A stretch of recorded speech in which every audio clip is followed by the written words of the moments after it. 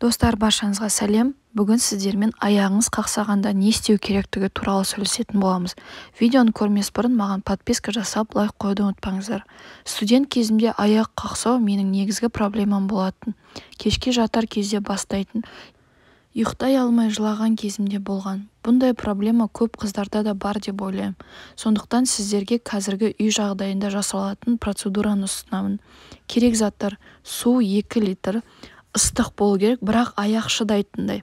Ас содасы 1 қасық, кір сабын 2 қасық, сұйық кір сабын болу қажет.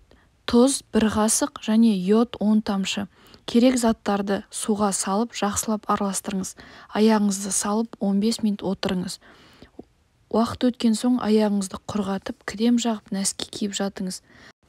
Бұл процедураны үзбей 10 күн жасау қажет. Күніне 1 рет жатар алдында. Пайдасы: аяқ қақсағаны, шаршағаны, ауырсыны кетеді.